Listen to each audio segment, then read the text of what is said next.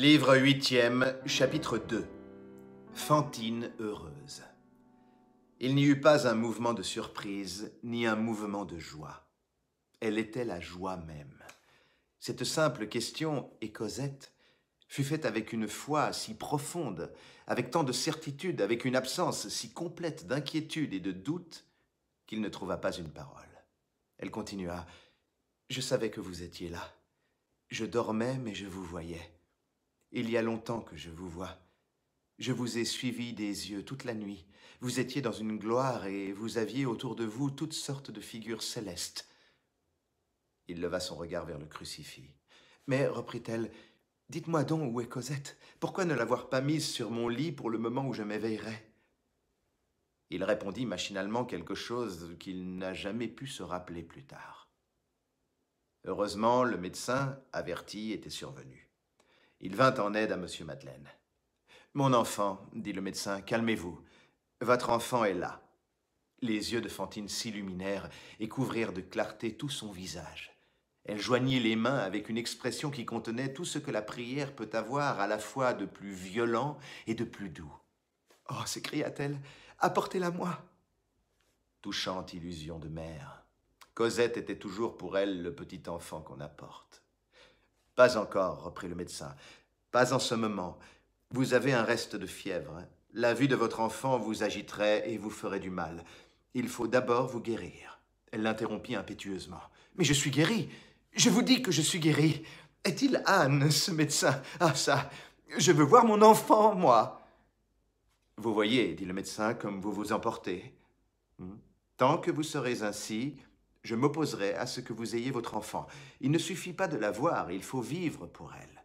Quand vous serez raisonnable, je vous l'amènerai moi-même. » La pauvre mère courba la tête. « Monsieur le médecin, je vous demande pardon. Je vous demande vraiment bien pardon. Autrefois, je n'aurais pas parlé comme je viens de faire. Il m'est arrivé tant de malheurs que quelquefois, je ne sais plus ce que je dis. Je comprends, vous craignez l'émotion. J'attendrai tant que vous voudrez, mais je vous jure que cela ne m'aurait pas fait de mal de voir ma fille. Je la vois, je ne la quitte pas des yeux depuis hier au soir, savez-vous?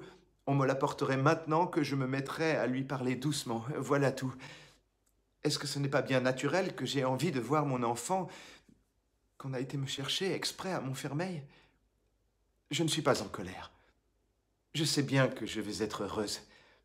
Toute la nuit, j'ai vu des choses blanches et des personnes qui me souriaient. Quand monsieur le médecin voudra, il m'apportera ma Cosette. Je n'ai plus de fièvre, puisque je suis guérie. Je sens bien que je n'ai plus rien du tout. Mais je vais faire comme si j'étais malade et ne pas bouger, pour faire plaisir aux dames d'ici. Quand on verra que je suis bien tranquille, on dira « il faut lui donner son enfant ». Monsieur Madeleine s'était assis sur une chaise qui était à côté du lit. Elle se tourna vers lui. Elle faisait visiblement effort pour paraître calme et bien sage, comme elle disait dans cet établissement de la maladie qui ressemble à l'enfance, afin que, la voyant si paisible, on ne fît pas difficulté à lui amener Cosette. Cependant, tout en se contenant, elle ne pouvait s'empêcher d'adresser à monsieur Madeleine 1000 questions. « Avez-vous fait un bon voyage, monsieur le maire? Oh, comme vous êtes bon d'avoir été me la chercher. Dites-moi seulement comment elle est. A-t-elle bien supporté la route? Hélas, elle ne me reconnaîtra pas. Depuis le temps, elle m'a oublié, pauvre chou. Les enfants, cela n'a pas de mémoire. C'est comme les oiseaux. Aujourd'hui, cela voit une chose et demain une autre, et puis cela ne pense plus à rien. Avait-elle du linge blanc seulement? Ces Thénardier la tenaient-ils proprement? Comment la nourrissait-on? Oh, comme j'ai souffert, si vous saviez, de me faire toutes ces questions-là dans le temps de ma misère. Maintenant, c'est passé. Je suis joyeuse. Oh, que je voudrais donc la voir, monsieur le maire. L'avez-vous trouvée jolie? N'est-ce pas qu'elle est belle, ma fille? Vous devez avoir eu bien froid dans cette diligence. Est-ce qu'on ne pourrait pas me l'amener, rien qu'un petit moment? On la remporterait tout de suite après. Dites, vous qui êtes le maître, si vous vouliez. » Il lui prit la main. « Cosette est belle, dit-il. Cosette se porte bien. Vous la verrez bientôt. Mais apaisez-vous.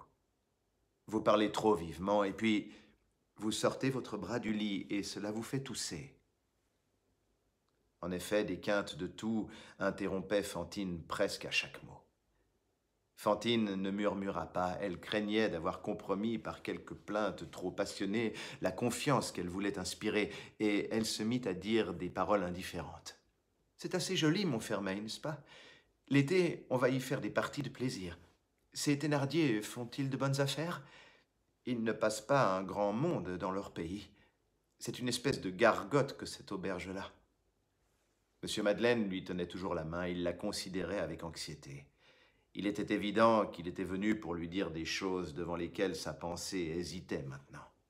Le médecin, sa visite faite, s'était retiré. La sœur Simplice était seule restée auprès d'eux. Cependant, au milieu de ce silence, Fantine s'écria « Je l'entends! Oh mon Dieu, je l'entends !» Elle étendit le bras pour qu'on se tût autour d'elle, retint son souffle et se mit à écouter avec ravissement. Il y avait un enfant qui jouait dans la cour. L'enfant de la portière ou d'une ouvrière quelconque. C'est là un de ces hasards qu'on retrouve toujours et qui semble faire partie de la mystérieuse mise en scène des événements lugubres. L'enfant, c'était une petite fille, allait, venait, courait pour se réchauffer, riait et chantait à haute voix. Hélas, à quoi les jeux des enfants ne se mêlent-ils pas? C'était cette petite fille que Fantine entendait chanter. « Oh, reprit-elle, c'est ma Cosette, je reconnais sa voix !» L'enfant s'éloigna comme il était venu. La voix s'éteignit. Fantine écouta encore quelque temps, puis son visage s'assombrit, et M. Madeleine l'entendit qui disait à voix basse « Comme ce médecin est méchant de ne pas me laisser voir ma fille. Il a une mauvaise figure, cet homme-là. » Cependant, le fond riant de ses pensées revint. Elle continua de se parler à elle-même, la tête sur l'oreiller. « Comme nous allons être heureuses. Nous aurons un petit jardin d'abord. Monsieur Madeleine me l'a promis. Ma fille jouera dans le jardin. Elle doit savoir ses lettres maintenant. Je la ferai épeler. Elle courra dans l'herbe. Après les papillons, je la regarderai. Et puis, elle fera sa première communion. Ah, ça! Quand fera-t-elle sa première communion? » Elle se mit à compter sur ses doigts. 1, 2, 3, 4. Elle a 7 ans. Dans 5 ans. Elle aura un voile blanc, des bas à jour. Elle aura l'air d'une petite femme. Oh, ma bonne sœur, vous ne savez pas comme je suis bête. Voilà que je pense à la première communion de ma fille. Et elle se mit à rire. Il avait quitté la main de Fantine. Il écoutait ses paroles comme on écoute un vent qui souffle, les yeux à terre, l'esprit plongé dans des réflexions sans fond. Tout à coup, elle cessa de parler. Cela lui fit lever machinalement la tête. Fantine était devenue effrayante. Elle ne parlait plus, elle ne respirait plus, elle s'était soulevée à demi sur son séant, son épaule maigre sortant de sa chemise, son visage, radieux le moment d'auparavant, était blême, et elle paraissait fixée sur quelque chose de formidable devant elle, à l'autre extrémité de la chambre, son œil agrandi par la terreur. « Mon Dieu !» s'écria-t-il, « qu'avez-vous, Fantine ?» Elle ne répondit pas. Elle ne quitta point des yeux l'objet quelconque qu'elle semblait voir.